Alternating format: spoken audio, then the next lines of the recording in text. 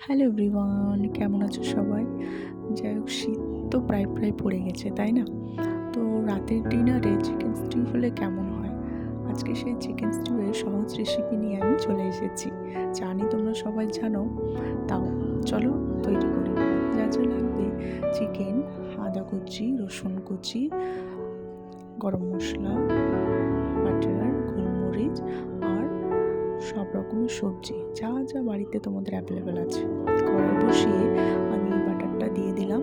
এরপর ধীরে ধীরে গরম মশলা, রসুন কুচি, আদা কুচি দিয়ে কিছুক্ষণ আমি ভেজে নেব। ভাজা হয়ে গেলে ধীরে ধীরে আমি ভেজিটেবলগুলোকে অ্যাড করে দেব: পেঁপে, গাজর, পেঁয়াজ, ক্যাপসিকাম, টমেটো, বিনস। এখানে আলুও অ্যাড করা যায়, বাট ঠিক আছে, আমি আলু দেইনি। আমার এই চিকেন স্টিউ আলুটা আমার পছন্দ না।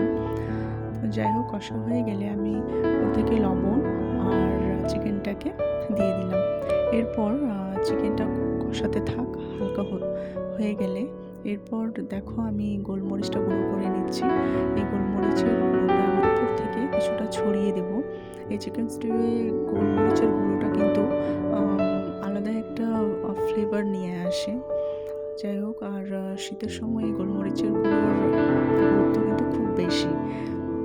এরপর আমি কর্নফ্লাওয়ার গুলে নিলাম, উপর থেকে দিয়ে দেবো। কর্নফ্লাওয়ারটা দিলে চিকেন স্টিউটা টেক্সচারটা খুব ভালো হয়। যাই হোক, আমার চিকেন স্টিউ রেডি। খুব সহজ পদ্ধতি, কোনো ঝামেলা নেই। যাই হোক, এবার গরম গরম সার্ভ করে ব্যাস, রাতের ডিনারে চিকেন স্টিউ পারফেক্ট। উপর থেকে গোলমরিচ গুঁড়ো আর ধনেপাতা ছড়িয়ে নিলাম। তো ready. Thank you everyone, please আমাকে সাপোর্ট করো, আমার পাশে থেকো, আমাকে সাবস্ক্রাইব করো। Thank you.